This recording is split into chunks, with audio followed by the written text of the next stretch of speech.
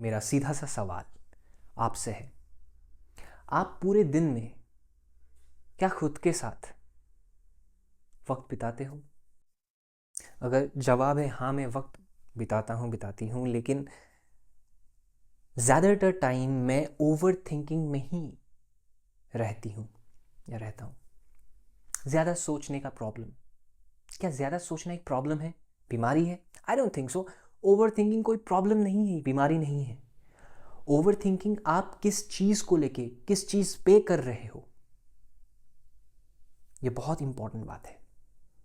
आप अपने काम को लेकर के, मान लो आप एक स्टूडेंट हो, आप एक मैथमेटिक्स के प्रॉब्लम के ऊपर काम कर रहे हो, या फिर आप फिजिक्स केमिस्ट्री के ऊपर काम कर रहे हो, आपका बिजनेस है, अचानक से कुछ प्रॉब्लम आ गया, यू आर थिंकिंग कि मार्केटिंग कैसे किया जाए, प्रोडक्ट में किस तरह के हम लोग ऑप्टिमाइजेशंस कर सकते हैं, या फिर अगर आप एक टीचर हो तो आप ये सोच रहे हो कि मैं अपने बच्चों को स्कूल में कैसे अच्छे से पढ़ाऊं कि वो लोग एंगेज्ड भी रहे, उनको मज़ा भी आए, उनको सीखने को भी मिले और उनको चीज़ें याद भी रहे। You are overthinking on those things. क्या ये गलत है? बिल्कुल नहीं। गलत कहाँ पे है? गलत हम जब ओवर थिंकिंग को अपने पर्सनल लाइफ में इम्प्लीमेंट करना शुरू कर देते हैं। ओवर थिंकिंग को आप एक एज ए टूल समझो, ये एक टूल है। इस टूल को तभी उठाना है जब ज़रूरत पड़े। पर्सनल लाइफ में किसी ने आपको कुछ बोल दिया, अनाप शनाप कुछ भी, गाली दे दिया, डांट दिया, हम लोग क्या करते हैं, उस चीज़ को पकड़ लेते हैं। क्यों बोला, क्यों बोला ऐसा, मुझे अच्छा नहीं लग रहा है, और हम लोग उसी चीज़ में फंस जाते हैं, निकल नहीं पाते हैं, घसीटते हैं चीज़ों को आगे। 5 दिन 10 दिन निकल जाता है, कुछ बदल नहीं रहा है, सब स्टक सा फील होता है कि क्या हो रहा है। उसके बाद 1-2 महीने के बाद रियलाइजेशन होता है कि अरे यार, क्या फालतू का मैंने टाइम वेस्ट कर दिया।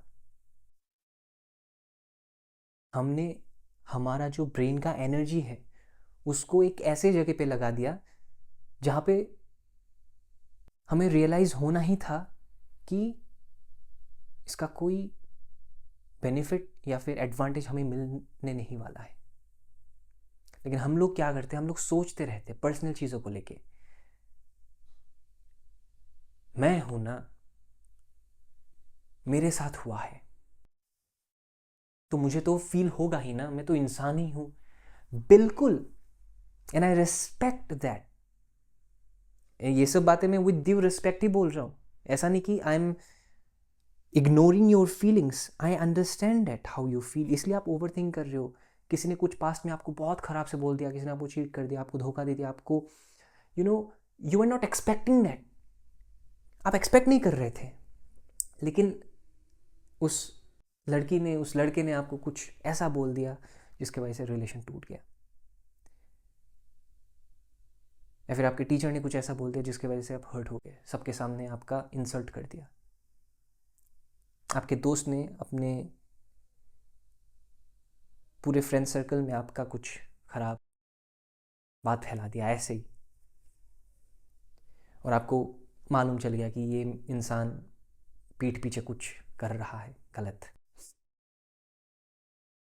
क्या इसका कोई उपाय है? क्या आप उन लोगों को समझा पाओगे? क्या समझाने के बाद वो लोग चेंज होंगे? समझा ज़रूर पाओगे, चेंज होंगे कि नहीं होंगे यू नेवर नो। उसके लिए बहुत कन्विक्शन चाहिए होता है इंसान का, खुद के इंटरनल वर्क को लेके।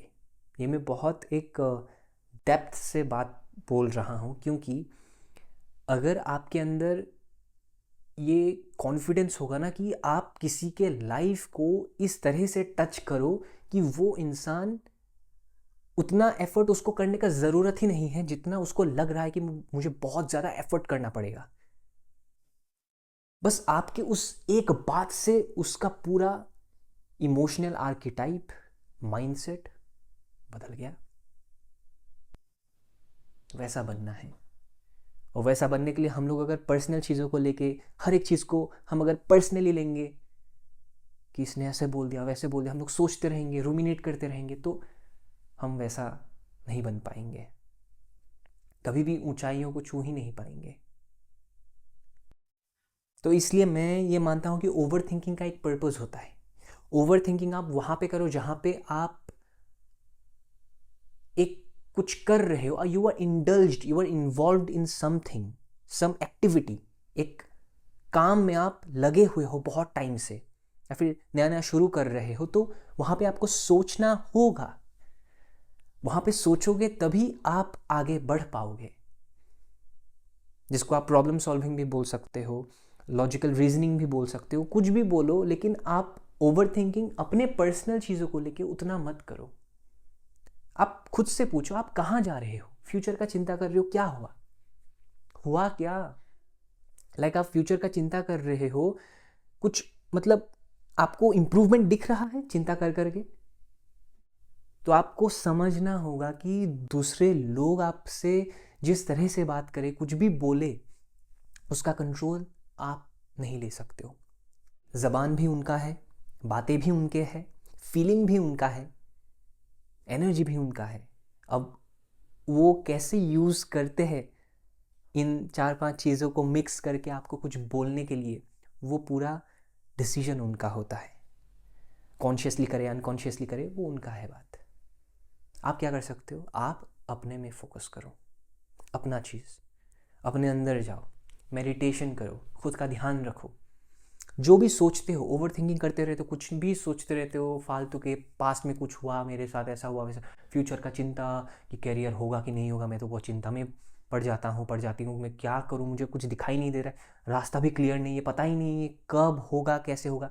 सब कुछ लिखते जाओ, यहाँ पे मत रखो, जिसको हम लोग जर्नलिंग भी बोलते हैं ना, डायरी राइटिंग भी बोलते हैं। एक डायरी मेंटेन किया करो, आप लिखो जो भी जैसे भी है, विदाउट एनी फिल्टर नहीं करना है। दिमाग में अगर सोच रहे हो कि लगेगा कि नहीं लगेगा, चौप पता नहीं, और लिख रहे हो डायरी में कि लग तो जाना चाहिए, वो तो फिल्टर हो गया ना। आप एक बायस्ड राइटर बन गए वहाँ पे, अपने डिज़ायर्स के हिसाब से। ना ना ना ना ना, आपको सोचना है, जो भी सोच रहे हो उसके हिसाब से आप एग्जैक्टली वही चीज़ आप लिख रहे हो।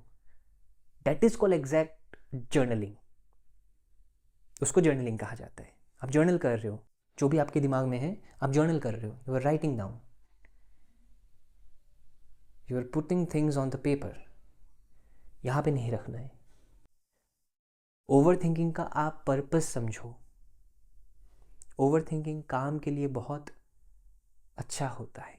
आप कोई राइटर हो, आप स्टूडेंट हो, आपका बिजनेस है, आप एक कॉरपोरेट एम्प्लॉई हो, जो कुछ भी आप कर रहे हो प्रोफेशनली, उसके लिए over thinking is the best tool. Personal life में ओवर थिंकिंग क्या मिलता है, खुद ही आप एक बार सोचो क्या मिलता है ओवर थिंकिंग करके। अगर फ्यूचर का चिंता करके आपको बहुत शांत महसूस होता है, तब तो बहुत बढ़िया बात है। फ्यूचर का वरीज, क्या कर दिया, रिग्रेट, गिल्ट अच्छा लगता है? If the answer is yes, continue करते रहो। लेकिन अगर जवाब है कि नहीं, बहुत खराब लगता है, मन करता है कि डैश, मन करता है dash, fill in the blanks, है ना? क्या करना है? इसको एज ए टूल की तरह यूज़ करना है। जहाँ पे ज़रूरत वहाँ पे उसका यूसेज, सिंपल। ठीक है? तो ओवर थिंकिंग मत करो इतना ज़्यादा पर्सनल चीज़ों को लेकर के, और हर एक चीज़ को पर्सनली मत लो।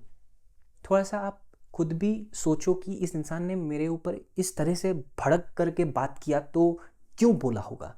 अच्छा, इसलिए बोला है। मे बी इस इंसान के खुद के लाइफ में बहुत सारे प्रॉब्लम्स चल रहे हैं, इसलिए इसने भड़क करके कुछ बोल दिया। Simple. conflict was never the solution, is never the solution, will never be the solution. Mind it very well. Take care. Thank you so much for watching this video.